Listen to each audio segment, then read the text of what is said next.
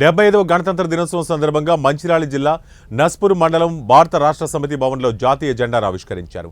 ఈ కార్యక్రమంలో మాజీ whip Chennur MLA BRS party జిల్లా అధ్యక్షుడు బాల్క సుమన్ ఆవిష్కరించారు. అనంతరం ఏర్పాటు చేసిన ముఖ్య కార్యకర్తల సమావేశంలో ఆయన కాంగ్రెస్ పాలనపై విరుచుకుపడ్డారు. ముఖ్యమంత్రి రేవంత్ రెడ్డి తన హోదాను మరిచి మాజీ ముఖ్యమంత్రి కేసీఆర్పై అనుచిత వ్యాఖ్యలు చేస్తున్నారని తీవ్రంగా విమర్శించారు. ఇప్పటికే చాలామంది రైతులు ఆశగా ఎదురు చూస్తూ ఉన్నారు. ఏసంగి పంటకు సంబంధించి రైతు బంధు ఇంకా డబ్బులు వాళ్ళ ఖాతాల్లో పడలేవని ఇమీడియట్గా రైతు బంధు డబ్బులు విడుదల చేయాలని నేను రాష్ట్ర ప్రభుత్వాన్ని కోరుతా ఉన్నా. ఎందుకంటే మేము ఎన్నికలు జరిగేటటువంటి సందర్భంలో ఇది ఆన్గోయింగ్ స్కీమ్ కాబట్టి ఎప్పట్లాగే మొన్న వేస్తున్నటువంటి క్రమంలో ఎన్నికల కమిషన్కు ఢిల్లీకి వెళ్ళి ఈ కాంగ్రెస్ నాయకులకు కంప్లైంట్ ఇచ్చి ఆ రైతు బంధు డబ్బులు నాపడం జరిగింది. అప్పుడు 7,700 కోట్ల రూపాయలు రాష్ట్ర ప్రభుత్వం ఖజానాలో ఉంచినటువంటి డబ్బులు మరి ఇప్పటిదాకా దాదాపు 3వ తారీఖు నాడు వాళ్ళు గెలిచి ఇప్పటివరకు 50 రోజులు కావస్తూ ఉంది. అయినప్పటికీ కూడా ఆ రైతు బంధు డబ్బులు రైతుల ఖాతాల్లోకి వేయలేరు. వాళ్ళ ప్రజల్లో అనుమానాలు ఉన్నాయి. కాంగ్రెస్ పార్టీకి సంబంధించినటువంటి కాంట్రాక్టర్లు వాళ్ళకి సంబంధించినటువంటి మంత్రుల కంపెనీల ఖాతాల్లోకి రైతు బంధు డబ్బులు మళ్లించిర్రా అయిందనేది.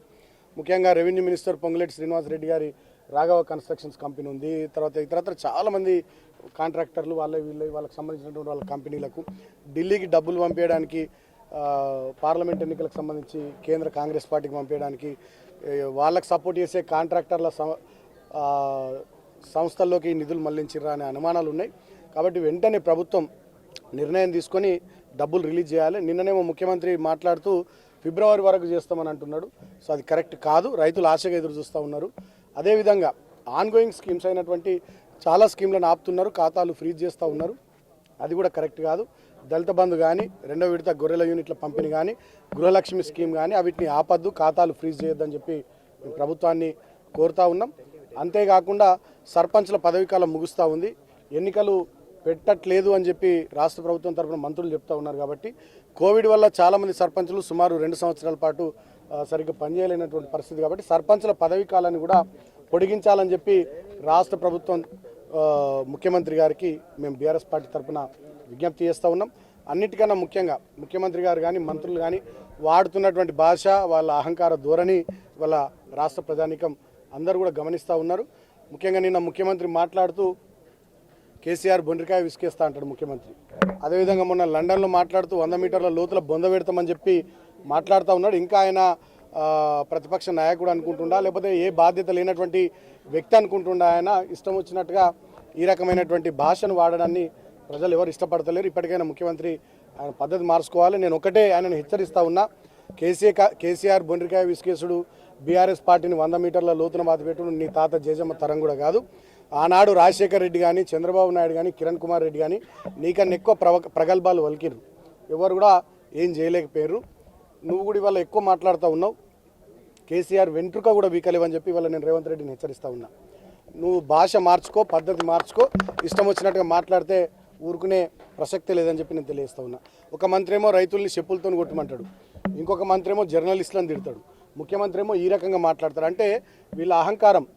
మొన్ననే ఈ ఇందిరమ్మ రాజ్యంలో అందరికీ మంచి జరుగుతుందని చెప్పి వీళ్ళు అధికారంలోకి వచ్చి పోలీసుల రాజ్యం చేస్తారు దీన్ని. మొన్న పోలీసులు అగ్రికల్చర్ యూనివర్సిటీలో ధర్నాలు చేస్తున్నటువంటి విద్యార్థులను పట్టుకొని జుట్లు పట్టుకొని లాక్కొని పోతూ ఉన్నారు.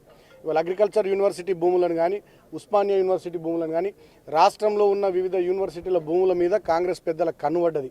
ఇవాళ ఆటో డ్రైవర్లు చాలామంది ఆత్మహత్యలు చేసుకున్నారు రాష్ట్రంలో. ఇవాళ ఆటో డ్రైవర్లు 5 లక్షల పైచిలు కుటుంబాలు రోడ్డు మీద పడ్డాయి. వాళ్ళని ఆదుకునేటటువంటి ప్రయత్నం కూడా ఈ కాంగ్రెస్ ప్రభుత్వం చేస్తలేదు. డిసెంబర్ 9 నుంచి ఇందిరమ్మ రాజ్యంలో 2 లక్షల రుణమాఫీ అన్నారు, రూపాయి రుణమాఫీ చేయలే. 2 లక్షల ఉద్యోగాలకు నోటిఫికేషన్లు అన్నారు, ఒక్క ఉద్యోగ నోటిఫికేషన్ ఇప్పటివరకు ఇవ్వలేరు. అదేవిధంగా ఆడబిడ్డ పెళ్లికి కళ్యాణ లక్ష్మి కింద ఆనాడు 1,00,000 రూపాయలు మేమిస్తే తులం బంగారం కల్పిస్తామన్నారు, ఇప్పటికీ అది లేదు. 4,000 రూపాయల పెన్షన్ అన్నారు, అతి గతి లేదు. మహిళలకు 2,500 రూపాయలు అన్నారు, 500కి గ్యాస్ సిలిండర్ అన్నారు, అతి గతి లేదు. ఇక్కడనైతే ఇంకా ఘోరం, చెన్నూరు ఎమ్మెల్యే 45,000 ఉద్యోగాలు ఇప్పిస్తా అన్నాడు యువకులకు, అది లేదు. ఒక ఫ్యాక్టరీ పెడతా అన్నాడు, అది లేదు.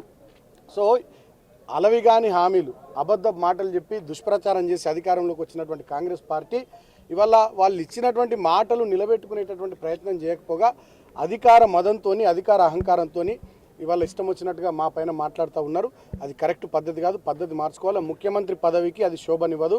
ముఖ్యమంత్రిగా ఎట్లా వ్యవహరించాలో, హుందాగా మంత్రులు ఎట్లా వ్యవహరించాలో అట్లా వ్యవహరిస్తే మంచిదని చెప్పి నేను వాళ్ళకు హితవు వలుకుతూ డెఫినెట్గా బీఆర్ఎస్ పార్టీ ఖచ్చితంగా ఇక్కడ ముఖ్యంగా పెద్దపల్లి పార్లమెంటు నియోజకవర్గానికి చరిత్ర ఉన్నది.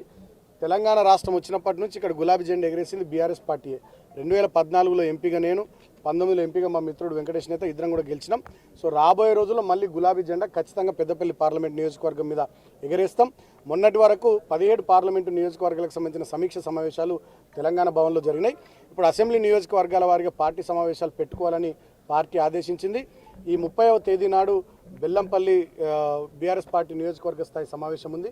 4వ తేదీ నాడు చెన్నూరు నియోజకవర్గ స్థాయి సమావేశం మన ఎంఎన్ఆర్ గార్డెన్స్ కేతన్పల్లి మున్సిపాలిటీలో ఉంది.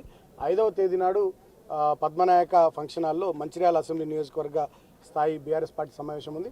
సో ఈ సమావేశాలు విజయవంతం చేసుకుని రాబోయే రోజుల్లో పార్లమెంట్ ఎన్నికలకు మా శ్రేణులందరినీ కూడా సన్నద్ధం చేసుకొని కాంగ్రెస్ పార్టీ ఇచ్చినటువంటి 420 హామీలు 6 గ్యారంటీలు వాళ్ళు అమలు చేయడంలో ఎట్లా విఫలమవుతున్నారో ఆ విషయాలన్నింటినీ కూడా ప్రభుత్వం దృష్టికి మళ్ళొక్కసారి తీసుకొని పోతూ ప్రజలకు అన్ని విడమర్చి చెప్తూ మేము ముందుకు సాగుతాం.